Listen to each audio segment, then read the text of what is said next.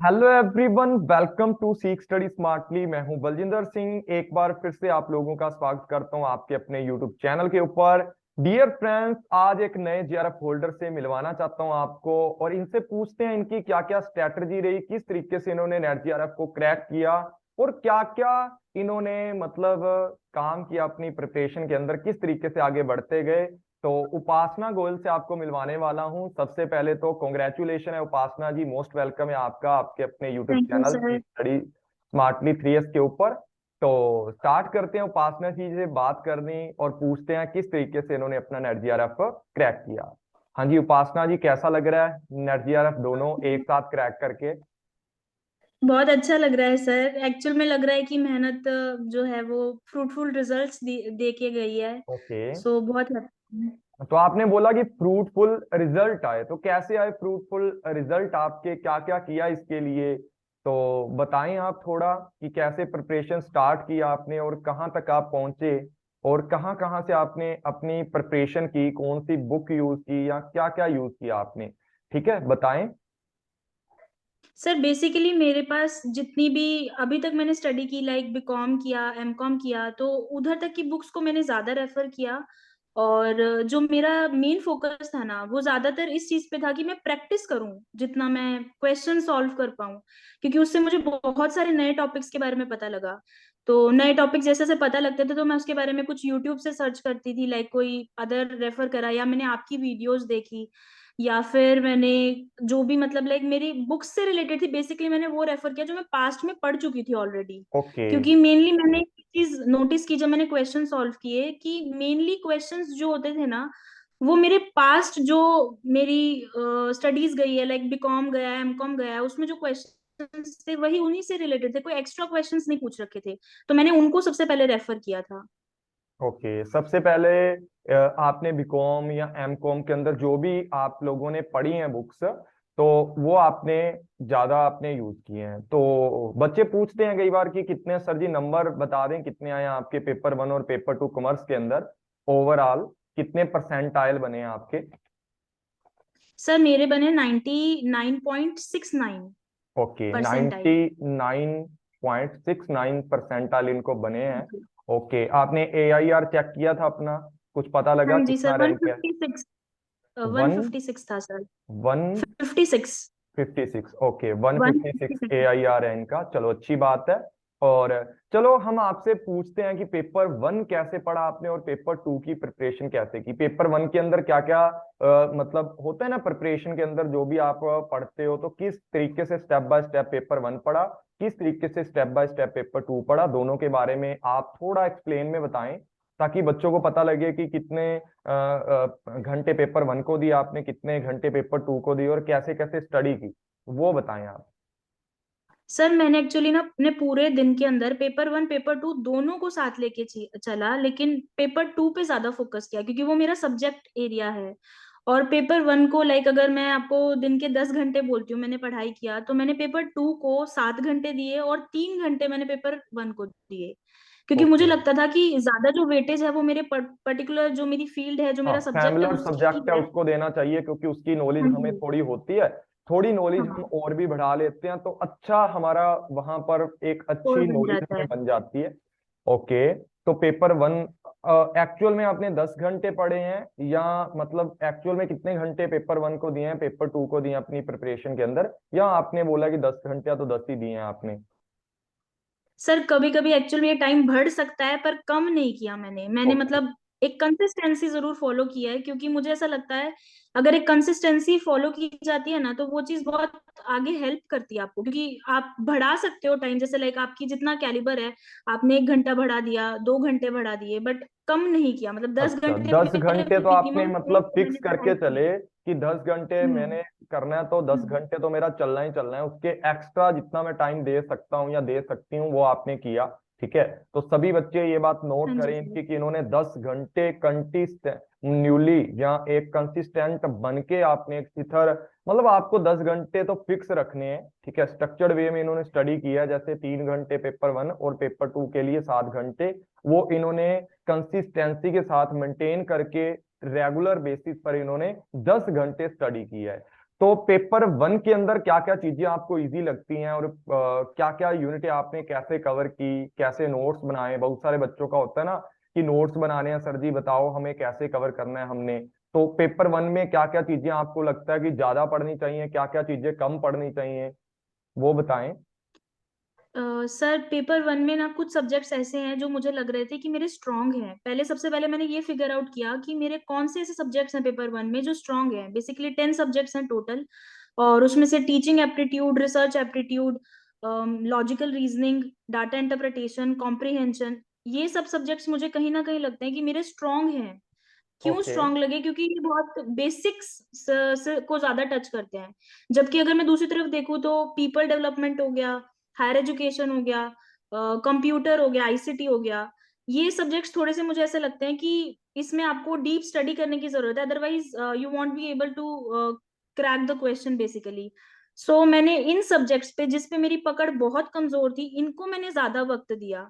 और इस चीज का रिजल्ट मुझे ये हेल्प बहुत मिली कि इस बार एग्जाम के अंदर पीडी बहुत ज्यादा आई हुई थी। मतलब पीपल डेवलपमेंट का सब्जेक्ट और आईसीटी के क्वेश्चंस हाँ बहुत हाँ ज्यादा आए बिल्कुल। हुए थे।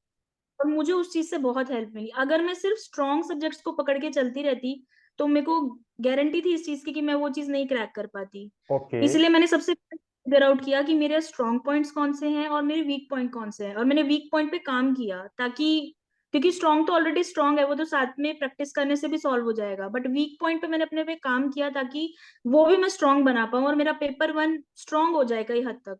क्योंकि ओके। बहुत डिफिकल्ट क्वेश्चन नहीं पूछे जाते पेपर वन में से।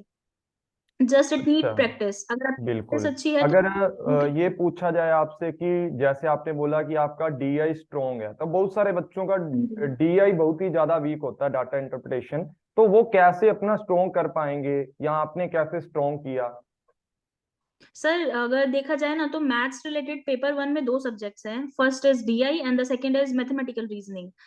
तो आपको डेली बेसिस पे जो भी इस चीज के लिए परसू कर रहा है उसको डेली बेसिस पे मैथ्स की प्रॉब्लम सॉल्व करते रहने चाहिए। लाइक आप एक टारगेट फिक्स कर लो अपने डीआई के, क्वेश्चन सॉल्व करना डेली बेसिस पे, जो कि आपको डीआई में तो हेल्प करेंगे ही करेंगे, कहीं ना कहीं मैथमेटिकल रीजनिंग में भी वो चीज आपको हेल्प करेगी, क्योंकि आपकी कैलकुलेशन स्ट्रांग हो जाएगी। और प्लीज, जो गलती मैंने की थी, प्लीज अवॉइड कैलकुलेटर। ओके। मैं टाइम बचाने के लिए कैलकुलेटर ज्यादा से ज्यादा यूज करती थी, तो कैलकुलेटर अवॉइड करो जितना कर क्योंकि सकते हो, क्योंकि एग्जाम के पेपर अंदर टाइम। आपको कोई कैलकुलेटर हम्म, नहीं देने वाला। पेपर ठीक है, नहीं आप मिलता। टिप पे करो सारे काम। ठीक है, हम्म। जो भी अपने दिमाग का यूज करो ज्यादा से ज्यादा, लॉजिकल बनो, खुद को, माइंड को अच्छा लॉजिकल बनाओ, रैशनल बनाओ, ताकि आप सारी चीजों को अच्छे से कवर कर पाओ।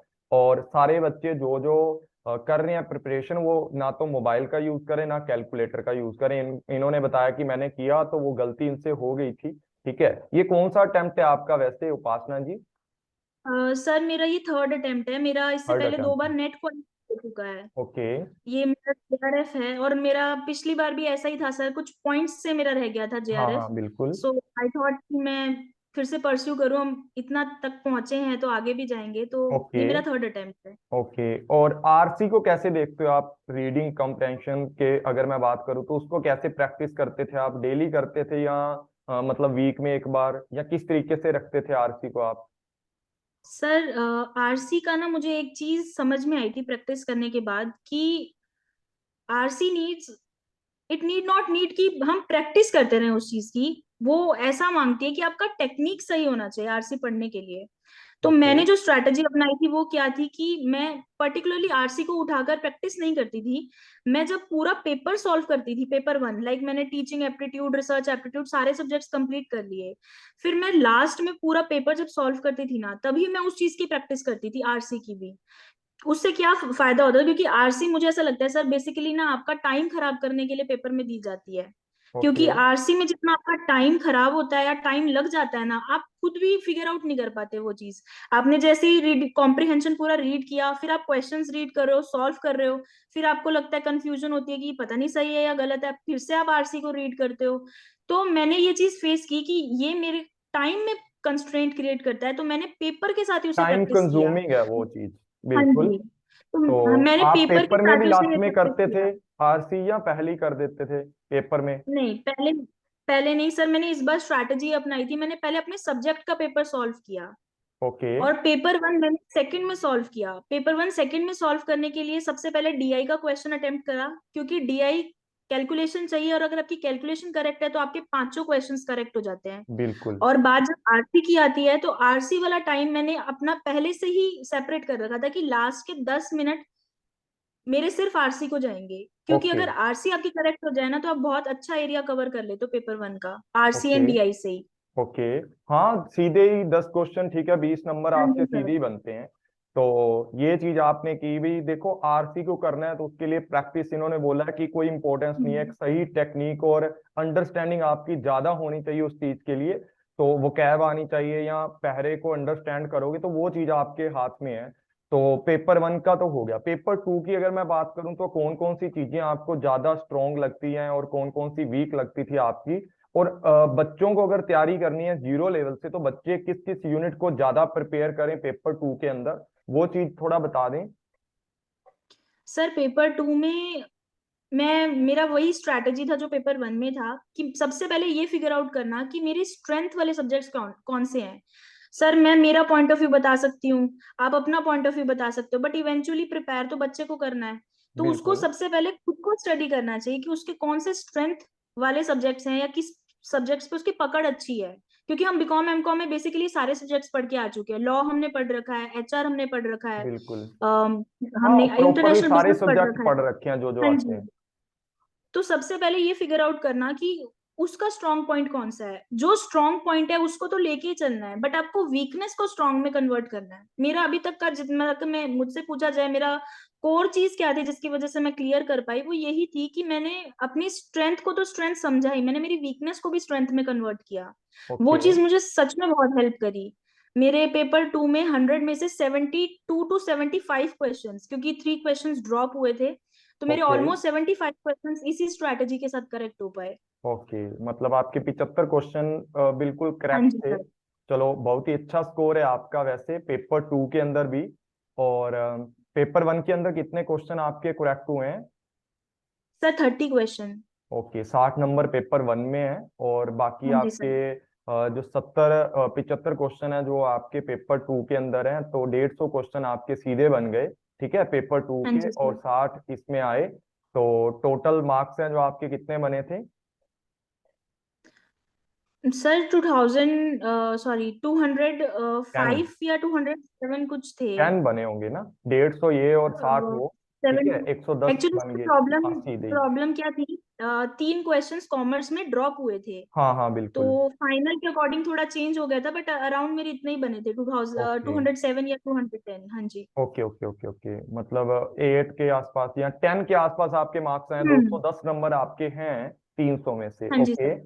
और पेपर टू को आप बोले कि इतना टाइम दिया, पेपर टू में प्रैक्टिकल चीजें कौन सी आपने ज्यादा की थी जो एग्जाम में आती हैं और आपको लगता है वो करके जानी चाहिए हर बच्चे को? तो पेपर टू का बताएं कि कौन कौन सी ऐसी चीजें हैं जो प्रैक्टिकली हर बच्चे को करनी चाहिए और जहां से मार्क्स बनते हैं बच्चों के। सर एक तो अकाउंट्स के क्वेश्चंस वो बहुत हेल्पफुल हैं।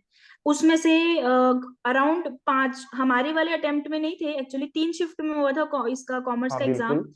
हमारी शिफ्ट में नहीं थे, लेकिन 29 सितंबर को जो एग्जाम हुआ था, फर्स्ट एंड सेकंड शिफ्ट, उसके अंदर 5 क्वेश्चन सीधे सीधे अकाउंट से बने हुए थे। पीवी रेशो का चैप्टर हो गया, या फिर आप रेफर कर सकते हो शेयर्स वाला चैप्टर, रिडम्पशन वाला चैप्टर। ये चैप्टर्स बहुत हेल्प करते हैं अकाउंट्स के अंदर, तो आपको उसके प्रैक्टिकल क्वेश्चन जरूर लगाने हैं। पार्टनरशिप की रेशोज आ जाती हैं, ठीक है, और इनकम टैक्स के क्वेश्चंस, लाइक 5 हेड्स हैं अलग अलग, उन 5 हेड्स के क्वेश्चंस निकालना, लाइक हाउस प्रॉपर्टी हो गया, सैलरी हो गया, इन सब के क्वेश्चंस निकालना। एंड इकोनॉमिक्स के क्वेश्चंस भी बहुत बहुत बार देखे जाते हैं, तो इकोनॉमिक्स के क्वेश्चंस भी, क्योंकि वो ट्रिकी होते हैं, और वो ट्रिकी क्वेश्चंस इस तरीके से हैं कि आपको एक बार तो कम से कम उसको सॉल्व करके देखना पड़ेगा, otherwise you won't be able to get idea कि आप किस तरीके से उसे सॉल्व करो। मे बी आपको थियोरी पता हो, अगर मैं बोलूं आपको कि बुकिश लैंग्वेज आपने पूरी पढ़ रखी है, आप पूरा पढ़ चुके हो जो आपने बिल्कुल। बीकॉम एमकॉम था, लेकिन जब तक आप अपनी एंड पे उस क्वेश्चन को सॉल्व नहीं करते हो ना, आप पेपर में वो चीज अटेम्प्ट नहीं कर पाते। बाद में आपको ये फिर डाउट होता है कि आपने ये किया क्यों, ये गलती आपसे हो कैसे गई, क्योंकि ये चीज मेरे साथ भी हुई है। जब मेरा ओके। फर्स्ट अटेम्प्ट था, मेरी थ्योरीज बिल्कुल क्लियर थी। Economics was my strongest subject, अगर मैं आपको बोलूँ 10 सब्जेक्ट्स में से, तो इकोनॉमिक्स में मेरी पकड़ बहुत अच्छी थी थ्योरीज के ऊपर। लेकिन जब मेरे सामने वो क्वेश्चन आया, मैं अटेम्प्ट नहीं कर पाई। और जब मैंने वही चीज घर आके देखी, तो मुझे बड़ा बुरा फील हुआ कि मेरे को थ्योरी प्रॉपरली आती थी, पर मैं क्वेश्चन क्यों नहीं अटेम्प्ट कर पाई। तो उस गलती से मैंने ये चीज सीखी कि सिर्फ थियरीज आना जरूरी नहीं है, आपको चीजों की प्रैक्टिस होना भी जरूरी है। और प्रैक्टिस करने के बाद जब वो क्वेश्चन मेरे सामने आता है, अभी भी अगर मेरे सामने कोई क्वेश्चन आया उससे रिलेटेड, तो मैं इजीली उसको सॉल्व कर पाती हूँ, क्योंकि मेरे आंखों से वो क्वेश्चन एक बार निकल चुका है। अब मुझे स्ट्रैटेजी पता लगी कि किस तरीके से उसे सॉल्व करते हैं। ओके, तो इन्होंने बोला कि इकोनॉमिक्स के क्वेश्चन भी आपको करने हैं अगर हों तो। बाकी इनसे पूछ लेते हैं कौन कौन से चैप्टर्स के आपको लगता है कि इकोनॉमिक्स के क्वेश्चन बनते हैं या कौन से बच्चों को करने चाहिए। बाकी अकाउंट के क्वेश्चन हो गए, टैक्स के क्वेश्चन हो गए, बिजनेस फाइनेंस के क्वेश्चन हो गए, वो भी आपके बहुत सारे क्वेश्चन आते हैं बिजनेस फाइनेंस के, जो मॉडल वगैरह होते हैं, ठीक है, वोल्टर मॉडल वगैरह होता है, उनसे भी क्वेश्चन आपके बन जाते हैं। और इकोनॉमिक्स के क्वेश्चन भी बनते हैं कई बार, ठीक है, बिजनेस स्टैट्स के क्वेश्चन बन जाते हैं एक दो, ठीक है, वहां पर एक आध फार्मूला आपको लगाना पड़ता है छोटा मोटा। बिजनेस स्टैटिक्स के क्वेश्चन भी आपको एग्जाम में देखने को मिल जाते हैं। देखो यार, आजकल जो पेपर आता है आपका थोड़ा ट्रिकी कर रहे हैं वो, और पेपर को लेंथी भी कर रहे हैं, पर आप अगर वो सारी चीजें पढ़ के जाते हो तो मुझे लगता है कि वो आसानी से आप क्रैक कर पाते हो। ओके, तो आप मुझे ये बताएं कि आप तैयारी करते टाइम क्या क्या चीजें आपने ज्यादा अच्छे से फॉलो की थी, या कौन कौन सी स्ट्रेटजी आपने ली थी कि मैंने ये चीज को ऐसे करना है ऐसे करना है, पेपर 2 और 1 में दोनों में। सर मेरी बेसिक स्ट्रैटेजी यही थी कि मैं क्वेश्चंस को ज्यादा इंपॉर्टेंस देती थी, कि मुझे पढ़नी है थ्योरी, ये मेरा रूल था, बट मेरा ज्यादा फोकस जो था वो एमसीक्यूज की तरफ था। क्योंकि जो थ्योरी मैं पढ़ती थी ना, तो मेरी एक लिमिटेड स्कोप हो जाता था कि मुझे सिर्फ इतना पढ़ना है। लेकिन जब मैं एमसीक्यू सॉल्व करती थी, मुझे बहुत सारे नए टॉपिक पता लगते थे। तो मेरा क्या वो रहता था स्ट्रैटेजी, कि मैं थ्योरी पढ़ने के बाद एमसीक्यूज लगाती थी। पढ़ती मैं पहले थ्योरी थी, प्रॉपर ओके। तरीके से थ्योरी में गो थ्रू कर लिया, फिर एमसीक्यू प्रैक्टिस करती थी। लेकिन एमसीक्यू प्रैक्टिस के दौरान मेरे को एक चीज बहुत हेल्प करती थी, जो डिफरेंट एमसीक्यूज लगते थे ना, मैं या तो उन्हें स्टार कर लेती थी या मार्क कर लेती थी बेसिकली। और उनसे रिलेटेड, जैसे मेरे को कोई पर्टिकुलर एमसीक्यू मिला जिसके 4 ऑप्शंस थे अलग अलग, और वो एमसीक्यू का टॉपिक मैंने कभी पढ़ा नहीं था, तो मैं उस एमसीक्यू के टॉपिक को तो गूगल करती करती थी, पर मैं उनके आंसर्स को भी गूगल करती थी, ताकि मुझे ये रीजन पता लगे कि वो 4 ऑप्शन में से अगर एक आंसर है तो वो बाकी के 3 क्यों आंसर नहीं है। इसकी बिल्कुल। वजह से मुझे इतनी हेल्प हुई कि अगर वो चारों टॉपिक से रिलेटेड कोई और क्वेश्चन आता था ना, तो मुझे एटलीस्ट एक आइडिया होता था, एक आइडिया ब्लूप्रिंट होता सा था होता कि था पढ़ने कैसे के लिए। सॉर्ट आउट हाँ, करना है। तो इन्होंने बहुत ही तो अच्छी वो चीज अप्रोच हेल्प यूज होती की थी। है कि एनालिसिस करके पढ़ने हैं सारे जितने में एमसीक्यू लगाने हैं। बाकी एमसीक्यू लगाते हो तो 4 ऑप्शन है, तो एक एमसीक्यू से आप 4 से 5 कंसेप्ट आराम से सीख सकते हो भाई। क्योंकि एमसीक्यू जब भी आप लगाते हो तो बहुत सारी करेक्टरिस्टिक आती है किसी चीज की, ठीक है, या आपको किसी ना किसी तरीके से अलग अलग 4 ऑप्शन दिए होते हैं, तो वो जैसे सैंपलिंग है, सैंपलिंग आपसे पूछ लिया कि इनमें से कौन सी सैंपलिंग इस चीज के लिए यूज की जाती है, तो बाकी की एक सैंपलिंग तो आपको पता लग गया इस चीज के लिए यूज की जाती है। बाकी सैंपलिंग कहाँ यूज की जाएंगी, उसके टाइप है जो कहाँ कहाँ यूज होंगे, वो चीज आपको पढ़नी है, ठीक है। बाकी इनसे पूछते हैं कितने साल के पेपर उपासना गोयल आपने लगाए थे, मतलब प्रीवियस सर पेपर। ये ऑलमोस्ट सारे प्रीवियस ईयर्स जितने भी अभी तक एग्जाम हुए हैं, whether it is offline whether it is online, मैंने सारे पेपर सॉल्व किए हैं। ओके, प्रीवियस ईयर क्वेश्चन फिर भी पेपर एक सॉल्व रेंज करना बता दो सबसे कि अच्छी मैंने दस चीज है। साल के किया, 15 के किए हैं। हाँ जी, 15 साल सर, 15 साल के नॉर्मली आपने आराम सारे से। हाँ एमसीक्यू जी, क्वेश्चन सॉर्ट आउट किए हैं। ओके, तो नोट्स हाँ जी कैसे सर। बनाते थे आप? नोट्स की अगर मैं बात करूं तो कुछ एमसीक्यू भी आपने बोला कि मेरे को स्टार कर लेती थी, वो भी आप लिखते थे? एमसीक्यू वगैरह की जो टर्म्स होती थी उनको भी आप लिखते थे? नहीं सर, अच्छा। नहीं सर, एक्चुअली मैंने ना बुक्स रेफर की थी, लाइक एमसीक्यूज की, जैसे अरिहंत की बुक हो गई या किसी और अदर ऑथर्स की बुक हो गई। ओके। उन बुक्स में से जो जो क्वेश्चंस होते थे ना, मैं सबको मार्क कर लेती थी। मैं ओके। लिखती नहीं थी एमसीक्यूज। हाँ, मैंने नोट्स प्रिपेयर किए हैं। नोट्स मैंने इस तरीके से प्रिपेयर किए कि मैंने किसी एक बुक को रेफर नहीं किया।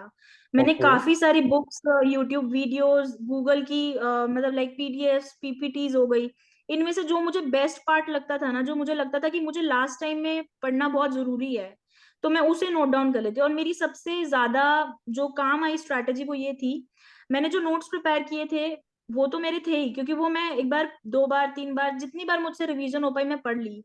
लेकिन ओके। लास्ट टाइम में जब एग्जाम टाइम आने वाला था, उससे पहले मैं एक सेपरेट नोट्स बनाती थी, जस्ट 2-3 पेजेस के, जिसमें जो इंपॉर्टेंट इंपॉर्टेंट पॉइंट्स थे मैं वो सब मेंशन कर लेती थी उसमें, और वो पॉइंट्स बार बार रिकॉल करती थी। उससे क्या होता था, मैं पेपर टाइम में, जैसे जो मेनली स्टूडेंट्स की शिकायत रहती है कि हम भूल जाते हैं, वो भूलने वाला पॉइंट हट गया। जैसे अभी आपने थोड़ी देर पहले स्टार्ट की बात की कि स्टार्ट के क्वेश्चंस आते हैं, लाइक फॉर्मूलाज आते हैं बेसिकली। तो मैं क्या करती थी, स्टार्ट का मैंने पढ़ लिया, स्टार्ट पूरा का पूरा एक बार, मैं दो बार या जितनी बार मैंने रिवीजन की मैंने रिव्यू कर लिया। लेकिन जो मेन मेन फॉर्मूलाज होते थे मैंने उनको शीट्स पे लिख लिया।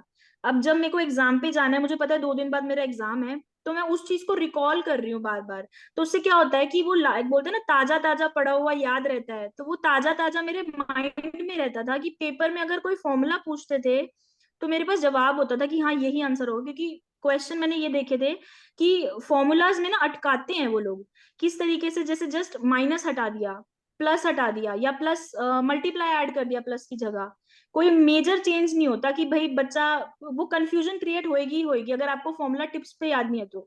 ये चीज मुझे टिप्स में याद रखने में बहुत मदद की, तो ये चीज भी ओके। हेल्पफुल हो सकती है और बाकी बच्चों इन्होंने के ये लिए। बोला है कि ये क्रक्स वे में आपके सारे नोट्स बनते हैं, मतलब जैसे मैंने सभी बच्चों को हम्म। बताता हूँ ना कि आप जितनी यूनिट है ना, उन टोटल यूनिट को, जैसे टीचिंग एप्टीट्यूड है या बिजनेस स्टैट है या बिजनेस इकोनॉमिक्स, कोई भी चीज है, बस उनको 10 पेज के ऊपर कंप्लीट यूनिट आपने ऐसे हम्म। लिखनी है, बाकी सारी चीजें दिमाग में छापनी है। और उनके ऊपर जो 10 पेज बनाओगे, तो उसके ऊपर आप ऐसा मान लो कि आपका पूरा इकोनॉमिक्स यूनिट पूरा आ जाए, टीचिंग एप्टीट्यूड पूरा आ जाए। हम्म। आपको टिप्स पे हो वो चीजें कि मैं एक बार एक पॉइंट देख लिया तो उसका अर्थ मुझे पता होना चाहिए, मतलब इन्होंने वो चीज की थी। पूरी की पूरी जितने भी नोट्स बनाए हैं उनको टिप्स पे करने के लिए इन्होंने शॉर्ट नोट्स अपने वन लाइनर बनाए हैं, जिसके अंदर इन्होंने पूरी मतलब क्रक्स वे में अपनी चीजें डाल दी, बाकी चीजें दिमाग में रखी कि इसका मतलब ये होता है। अगर मैं स्टेप की बात करता हूँ रिसर्च के, वो स्टेप लिख लिया, लेकिन अब स्टेप के अंदर जो चीजें आती हैं वो सारी, जैसे अपेंडिक्स है लास्ट के अंदर अपा लिखते हैं, ठीक है, एब्स्ट्रैक्ट है उसका मतलब, वो सारी चीजें इनको याद थी, पर इन्होंने वो चीजें सिर्फ एक पॉइंट के रूप में लिखी एक पेज के ऊपर, ठीक है। वही चीज है, फॉर्मूला लिख लिया, फॉर्मेटिव स्टैटिक्स क्या होती है, डिस्क्रिप्टिव स्टैटिक्स क्या होती हैं, ठीक है, उनको एक इन्होंने सिर्फ नाम लिख लिया, ठीक है, उसके ऊपर छोटा सा मान लो मार्क करके एक निशानी लगा दी या कुछ एक पॉइंट लिख दिया कि इसका मतलब ये होता है। उस सारे एक पॉइंट से आप पूरा मतलब समझ जाओ, ऐसा इन्होंने किया है कि बड़ी लाइनों को इन्होंने बिल्कुल ही ज्यादा संक्षिप्त रूप में, मतलब लघु लघु शॉर्ट रूप में लिख दिया इन्होंने, ठीक है। ये इन्होंने काम किया था। चलो इतना तो हो गया। अब आपसे ये पूछते हैं कि जो पेपर वन और पेपर टू जब भी आपने पढ़ा, ठीक है, उसको कितनी बार रिवाइज किया, थ्योरी को कितनी बार रिवाइज किया आपने? आपने बोला 15 साल के पेपर लगाए, लेकिन थ्योरी भी तो पढ़ना जरूरी है, तो वो कितनी बार आपने रिवाइज किया? सर जितनी बार मुझसे हो सका, बेसिकली अगर मैं बोलूँ तो मेरा, अगर मैं काउंट करूँ नंबर्स में, तो मिनिममली 4 टाइम्स, मिनिममली। अच्छा, कम से कम 4 से 5 बार इन्होंने हम्म। किया, ठीक है। दूसरी बात मैं आपसे ये पूछना चाहता हूँ कि आप जब भी कोई क्वेश्चन वगैरह लगाते हो, आपने नए कंसेप्ट सीखे, ठीक है, या आपने टीचिंग के सीखे या आपने कॉमर्स के सीखे, क्या उसके लिए कोई स्पेसिफिक बुक लगाई, नोटबुक लगाई जिसके अंदर वो चीजें लिखते थे, या आपने जिस कॉपी पे आप नोट्स बना रहे थे थ्योरेटिकल, उसी में सब कुछ करते गए? क्योंकि बच्चों की बहुत ज्यादा कंफ्यूजन होती है कि सर जी पेपर वन के लिए अलग नोटबुक लगाएं, पेपर टू के लिए अलग लगाएं, एमसीक्यू के लिए अलग लगाएं, नए कंसेप्टों के लिए, डेट के लिए अलग लगाएं। तो आप क्या करते थे इस चीज के लिए, या आपने कितने सर रजिस्टर भर दिए? सर रजिस्टर्स तो बहुत भरे हुए हैं। फिर एक्चुअली भी। सर मैंने क्या किया था, जो मैंने क्या किया था, जैसे लाइक अगर टीचिंग एप्टीट्यूड सब्जेक्ट है, मैंने उसको सेपरेट रखा। क्योंकि पता है क्या होता है, जब हम क्वेश्चंस लगाते हैं ना, तो हमें पता नहीं लगता हमें कौन सा कंसेप्ट कब नया मिल जाए। जैसे ये कोई एक दिन की स्टडी तो है नहीं सर, 3 महीने 4 महीने बच्चे बहुत डिवोट करते हैं अपना टाइम इसमें। तो हमें नहीं पता होता कि कब कौन सा नया कंसेप्ट हमारे सामने आ जाए, तो मैं हर सब्जेक्ट के लिए एक सेपरेट ही रखती थी। ऐसा नहीं था पेपर वन है तो पेपर वन के लिए अलग रख लिया, पेपर टू के लिए मतलब अलग, 20 नहीं। बुक हर एक नोटबुक लगाई सब्जेक्ट हैं को, आपने? हाँ जी, हर ओके। सब्जेक्ट को अपनी इंपॉर्टेंस दी थी सर। ओके। और जैसे कोई नया कंसेप्ट मिलता था, कोई ऐसा लगता था कि ये डिफरेंट चीज मेरे सामने आई है, तो मैं फटाफट उसे नोट डाउन कर लेती थी, ताकि मुझे, क्योंकि पता है क्या होता है सर, एक महीने पहले पढ़ी हुई चीज आपको तीसरे महीने में भी याद रहे ऐसा जरूरी नहीं होता। हम्म, बहुत बार ऐसा होता है वो हमारे माइंड से ही निकल जाती है। तो वो चीज लिख लेना, और फिर उसके बाद जब आप पढ़ते हो तो उससे रिलेटेड आइडियाज आपके माइंड में फिर से वापस रिकॉल हो जाते हैं, लेकिन वो पूरा कंसेप्ट वापस नहीं आ पाता। तो मैंने अलग ओके, अलग सब्जेक्ट्स की अलग अलग नोटबुक रखी। बिल्कुल। इन्होंने मैंने बोला कि एक इन्होंने नोटबुक 20, पार्टीशन कर दिया। हाँ, पार्टीशन कर दिया। या तो एक मोटी बुक हम्म। लो, उसको पार्टीशन कर दो, या एक मोटी बुक लेके 100 वाली कॉपी लो, उसको 2 सब्जेक्टों के लिए यूज कर लो। इस तरीके से वे आप यूज कर सकते हो। मतलब इन्होंने ये बोला है कि जो भी इन्होंने पर्टिकुलर एक यूनिट ली, उसके पीछे पेज छोड़ते थे ये, जिसके अंदर नई टर्म जो भी सीखते थे वो उसके अंदर ऐड ऑन कर देते थे। ओके, तो उपासना जी ने इतनी सारी बातें हमें बताई हैं। तो आप लोग भी अपने कमेंट करके पूछ लिया करो कि सर जी ये चीज हमें नहीं पता आती, हम नई प्रिपरेशन कर रहे हैं उस चीज के लिए। तो बाकी इन्होंने बहुत ही अच्छे से अपनी प्रिपरेशन की, अच्छे से हर चीज को सॉर्ट आउट किया, अच्छे से कवर अप किया। और दूसरी उपासना, एक बात बच्चे पूछते हैं कि सर जी दिन को पढ़ें या रात को पढ़ें, ठीक है, तो आपका क्या मानना है इसके अंदर? सर, जब आप दिल से पढ़ो, जब जेन्युइनली पढ़ो तब पढ़ना चाहिए सर। टाइम मैटर नहीं करता। मैं अपना एक्सपीरियंस आपसे शेयर करती हूँ। मैं जितने भी टीचर से मैं प्रिपेयर करती हूँ, उससे पहले बात करती थी ना, तो कोई कहता था 18 घंटे पूरे दिन में पढ़ना चाहिए, कोई कहता था 12 घंटे पढ़ना चाहिए, ऐसे पेपर क्रैक नहीं हो पाएगा। मैं लिटरली यही चीज बोलना चाहूंगी, घंटे मैटर नहीं करते, मैटर करता है आप किस तरीके से पढ़ाई कर रहे हो। अगर आप प्रोडक्टिविटी। प्रोडक्टिव तरीके से, हाँ जी, प्रोडक्टिव तरीके से पढ़ाई कर रहे हो ना, तो अगर आप 2 घंटे भी प्रोडक्टिव तरीके से पढ़ाई कर रहे हो, that will be more than equal to 5 hours. अगर कोई बच्चा सिर्फ 5 घंटे किताब खोल के बैठा है, दैट डजंट मीन कि वो पढ़ाई कर रहा है।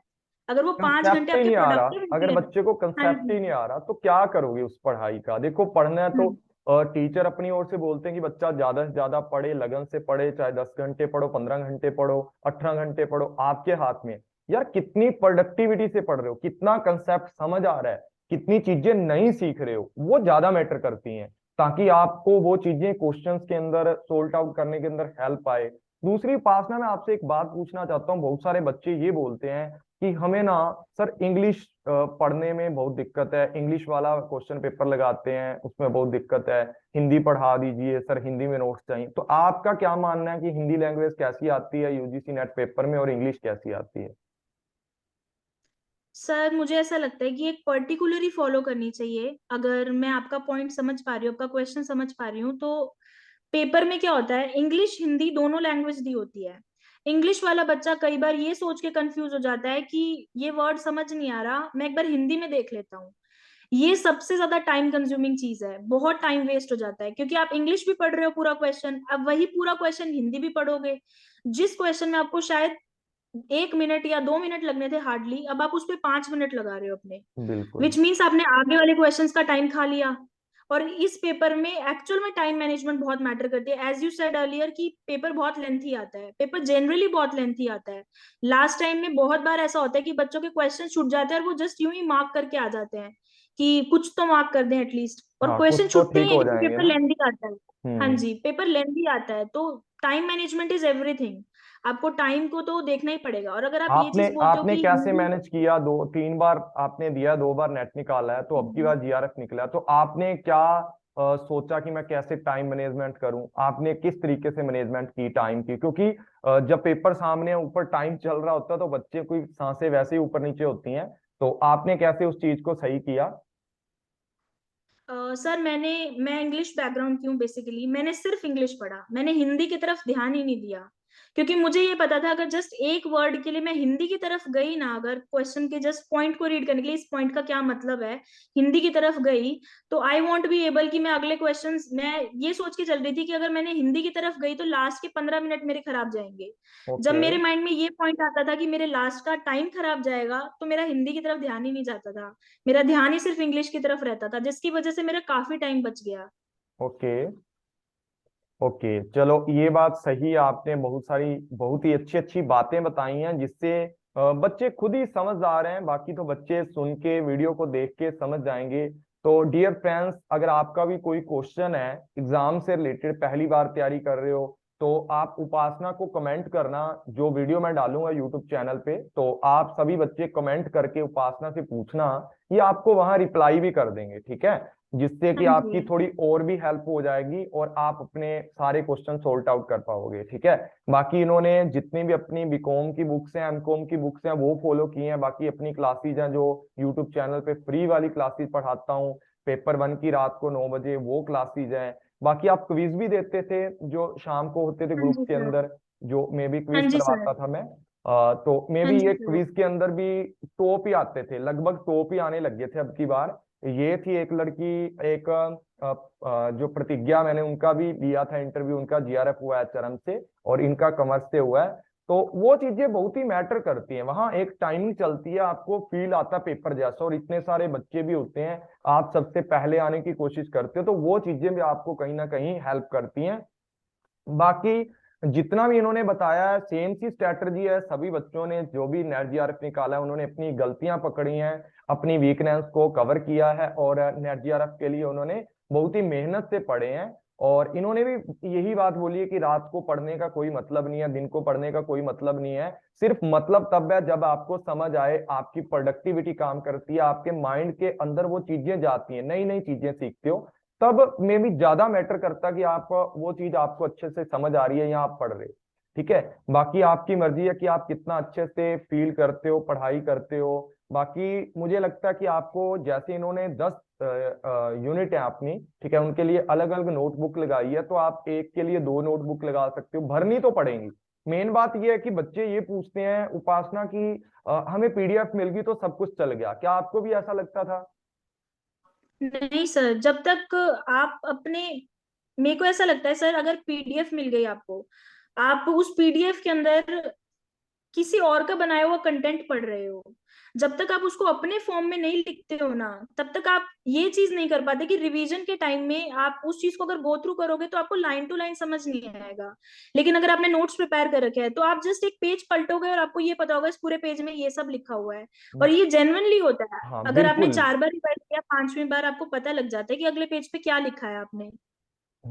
तो इन्होंने इन्होंने भी वही बात है कि अपनी डॉक्टरल लैंग्वेज में लिख लो यार, सीधी बात है, जो आपको समझ हम्म। आए ना उतना काम करो। ठीक है, उपासना ने भी ये सारी चीजें फॉलो की हैं, स्ट्रैटेजी जो मैं बताता हूँ बच्चों को स्टार्टिंग के अंदर। यार किसी का कोई टाइम है, किसी का कोई टाइम है, क्या पता जिस टाइम उपासना पढ़ रही हो आप कहीं जॉब कर रहे हो। ठीक है, वो बातें हैं कि आपके पास अपना टाइम है, इनके पास अपना टाइम है। ठीक है, तो आप अपने तरीके से काम करो, ये अपने तरीके से, बस मेन बात आती है कि कंसेप्ट क्लैरिटी कहाँ से हो रही है, कैसे पढ़ रहे हो। इन्होंने भी वही सारी चीजों को मतलब अपनाया अपनी लाइफ के अंदर, और सारी जितने क्वेश्चन मैं करवा रहा था, जितनी मैराथन मैंने की है, सारी कवर की है इन्होंने, लाइव आते थे ये भी। ठीक है, जिसकी वजह से इनका नेट जीआरएफ क्लियर हुआ है, और आप भी कर सकते हो, कोई बड़ी बात नहीं है। ठीक है, ये भी जीरो से स्टार्ट हुए हैं, इन्होंने भी तो पहले दिया, नेट निकला, फिर नेट निकला, फिर जीआरएफ निकला। कोई एक दिन की गेम नहीं है ये कि आप जाओगे पेपर में बैठ के और नेट जीआरएफ कर लोगे। बाकी उपासना गोयल ने बहुत ही अच्छे से स्ट्रैटेजी बताई है, आपको हर चीज के बारे में बताया है और अपना एक्सपीरियंस शेयर किया है। आप सब बच्चे भी इनके जैसे ही प्रिपरेशन करके नेट जीआरएफ हासिल कर सकते हो। पर एक इन्होंने एक बात बोली है जो मैं हर क्लास में बोलता हूँ, हर बच्चे को बोलता हूँ, consistency, consistency is the key of success.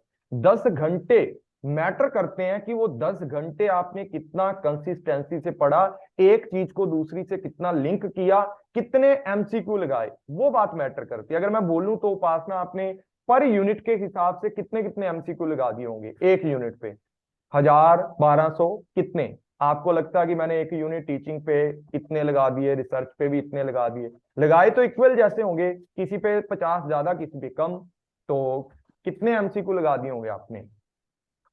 Sir 1000, 1500, 2000 minimum ही लग रहे हैं मुझे। मुझसे जितने बन पड़े, मेरे सामने जितने एमसीक्यूज देख है, लो बेसिकली आपके मैंने वो सामने ही लगाए। है, इन्होंने बोला 4 बार 5 बार मेरी रिवीजन, वो मिनिमम लेवल था रिवीजन का। ठीक है, कई तो 10 बार भी होगी इन्होंने।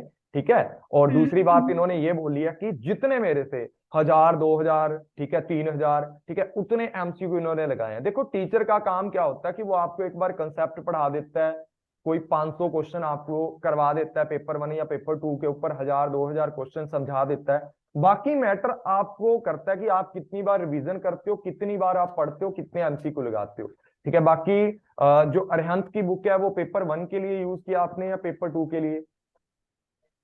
सर मैंने पेपर 2 के लिए यूज की। ओके, बाकी पेपर 2 के लिए अरिहंत की बुक भी है अब की बार। वैसे तो मेरे पास केवीएस मदान सर की बुक आती है रिव्यू के लिए, या एक दो और टीचर की है। अब की बार हम अरिहंत वालों से भी कांटेक्ट करेंगे, उनकी बुक भी मंगवाएंगे, ठीक है। तो देखेंगे उस बुक के अंदर ऐसा क्या खास है या किस तरीके से क्या क्या मैटर है, तो वो बुक मंगवा के मैं उसका भी रिव्यू करने ठीक है। बाकी सारी बुक्स का भी अब की बार रिव्यू मैंने सोचा कि करने वाला हूँ। तो सभी बच्चे अपनी प्रिपरेशन इस तरीके से कर सकते हैं। कोई डाउट है आपका तो उपासना से आप पूछना, कमेंट करना। अगर उपासना नहीं बताएगी तो मैं बैठा हूँ। बाकी मोस्टली जितने भी इंटरव्यू हैं सभी बच्चे अपने अपने डाउट जो भी पूछते हैं तो वो रिप्लाई जरूर करते हैं बच्चों को, ये भी आपको करेंगे, ठीक है। क्योंकि आप इनका नाम लिख देना, मेंशन कर देना। दूसरी बात ये है कि उपासना को सभी बच्चे कॉन्ग्रेचुलेशन बोलेंगे, और इस वीडियो को ज्यादा से ज्यादा शेयर करना ताकि सभी बच्चों को ये इंपॉर्टेंट और इफेक्टिव स्ट्रेटजी मिल पाए और सारे बच्चे अपना नेट जीआरएफ क्रैक कर पाए। और मिलते हैं एक नए जीआरएफ होल्डर के साथ। उपासना से मिलके हमें बहुत ही अच्छा लगा। आप बताओ आपको कैसा लगा उपासना जी से बातचीत करके या इनका इंटरव्यू सुन के, तो आप भी कमेंट करके जरूर बताना।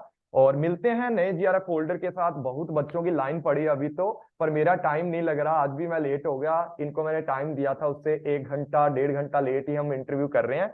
पर जल्दी से जल्दी बाकी सारे बच्चों के साथ भी मैं इंटरव्यू करूंगा। जो नेट वाले हैं उनका भी एक्सपीरियंस पूछेंगे किसी दिन, और पहले जीआरएफ वाले सोल्ट आउट कर लें, इनके साथ बातचीत कर लें। तो उपासना जी आपकी ओर तो पार्टी हो चुकी है, आपका 2 बार नेट हो चुका है, 1 बार जीआरएफ निकला है। और अच्छे से अभी आपको बेस्ट ऑफ लक है। आने वाले टाइम में भी आप अच्छे से अपनी प्रिपरेशन करें, पीएचडी करें, और आगे पीएचडी करके किसी अच्छी यूनिवर्सिटी में जाकर नेट जीआरएफ कर रखा है आपने, स्कॉलरशिप भी मिलेगी और अच्छी यूनिवर्सिटी में जाकर के आप पढ़ाएं। तो मिलते हैं नए जीआरएफ होल्डर के साथ। Thank you Upasana ji. Thank you sir. Okay.